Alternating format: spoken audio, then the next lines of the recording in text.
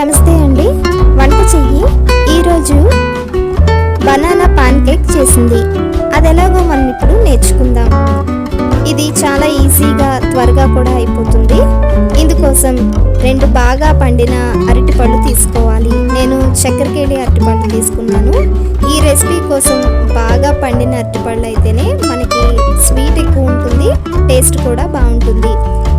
ఇలా ఈ 2 అరటిపళ్ళని మిక్సీ జార్లో వేసుకుని మన టేస్ట్కి తగినట్టుగా షుగర్ వేసుకోవాలి. మీరు పంచదారకు బదులుగా బెల్లం కూడా వేసుకోవచ్చు.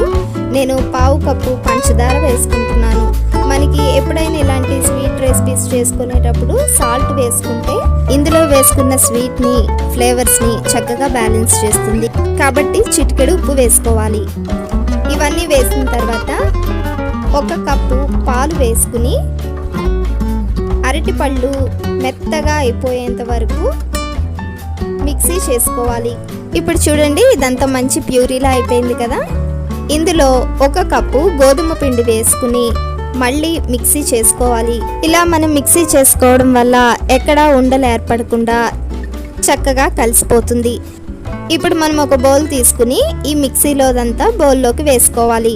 మనకి ఒకవేళ ఇంకాస్త పిండి పడుతుంది అనిపిస్తే 1-2 టేబుల్ స్పూన్లు యాడ్ చేసుకుని కలుపుకోండి. మరీ చిక్కగా అనిపిస్తే 1/4 కప్పు వరకు పాలు వేసుకుని కలుపుకోండి. పిండి అయితే ఈ కన్సిస్టెన్సీలో ఉండాలి. ఇప్పుడు స్టవ్ మీద ప్యాన్ పెట్టుకుని 1 లేదా 2 గరిటెలు, మరీ పెద్దగా ఉంటే 1 గరిటె వేసుకోండి, చిన్నదైతే 2 గరిటెలు వేసుకుని మనం దోశలకి తిప్పుకున్నట్టు తిప్పకుండా జస్ట్ గరిటెతో అలా వేసి వదిలేయాలి.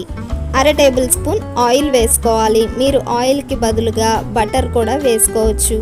ఇప్పుడు 2 వైపులా చిన్న మంట మీద వీటిని కాల్చుకుని సర్వ్ చేసుకోవడమే. చాలా మెత్తగా కేక్స్ లానే ఉంటాయి. చాలా టేస్టీగా ఉండే ఈ పాన్ కేక్స్ని మీరు కూడా ఒకసారి ట్రై చేసి మీకు ఎలా కుదిరిందో కామెంట్ సెక్షన్లో తప్పకుండా నాకు తెలియచేయండి. నా ఛానల్ కనుక మీకు నచ్చితే లైక్ చేయండి, షేర్ చేయండి, సబ్స్క్రైబ్ చేయండి. నమస్కారం.